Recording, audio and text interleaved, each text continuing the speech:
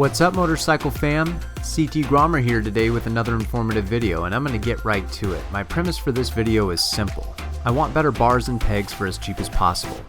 These stock bars and grips might be adequate for some, but if you're doing any off-roading and you're over 5'6", these won't cut it. These dinosaur hard grips won't cut it either. Since we're doing this on the cheap and simple, I'll be choosing a 7/8 bar over a 1 1/8 bar to avoid a $35 or more unnecessary aftermarket riser bar clamp setup, which means I won't have to relocate my ignition. I paid $62.99 shipped from Rocky Mountain ATV for these bars. After some deliberation, I decided to test Protaper KX highs and ATV mids. Here are the KX highs versus stock bars. Compared to the stocks, the KX is slightly less than an inch taller. I wish the KXs were slightly taller because I love the bend, and I know they could be by simply adding a riser, but I'm not ready to do that yet.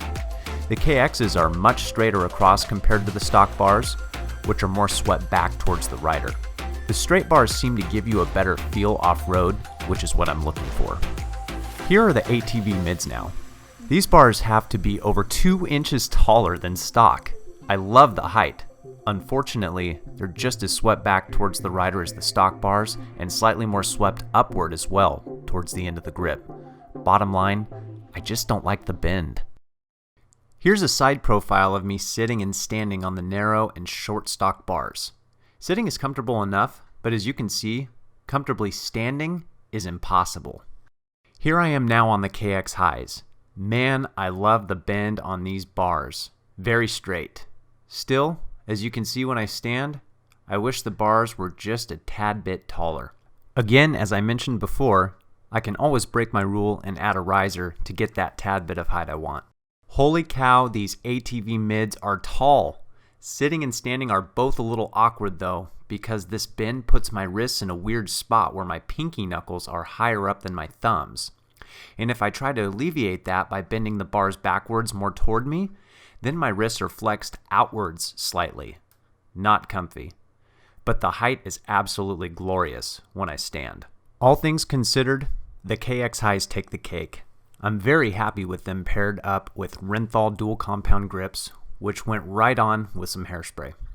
The old grip was completely fused to the throttle tube, and it took me an hour with a razor, needle nose pliers, and a metal brush to remove 90% of the rubber. One other minor thing I came across was the metal punches on the controls designed to slide into the corresponding holes drilled into the stock bars. I simply filed these metal punches down, even with the plastic, and put 1 ply of electric tape on the bar for the controls to bite on. Lastly, changing out the pegs is a must if you're doing any off-roading at all on these bikes. The stock peg is super narrow with a useless and even more narrow rubber bumper in the middle of them. I removed the rubber bumper and that helped a little, but I decided I wanted some wider pegs altogether. After some searching, I decided on some stock Suzuki RM250 pegs I scored on eBay for only $20. Other aftermarket pegs seem to be anywhere between $50 and $100. These pegs are way wider and bolt right up to the stock mounts with a little persuading on the springs. You'll see. When compared to the stock DRZ pegs, there's really no comparison. I don't know why they don't put these RM250 pegs on the S model DRZ's stock. Here's the finished product. They even have the same gunmetal finish as the frame, giving them a nice flush look. Don't they look like they came off the factory line this way? They should.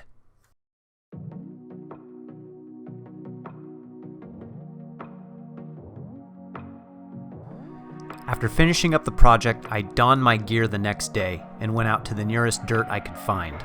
Wow! I can't believe the confidence and stability changing the bars and the pegs have added. The wider and straighter bars made the bike easier to control through technical spots, and the wider pegs gave me confidence in my footing. I couldn't be happier. This was the best $100 I've ever spent on the DRZ to date. Protaper KX highs and RM250 pegs for the win.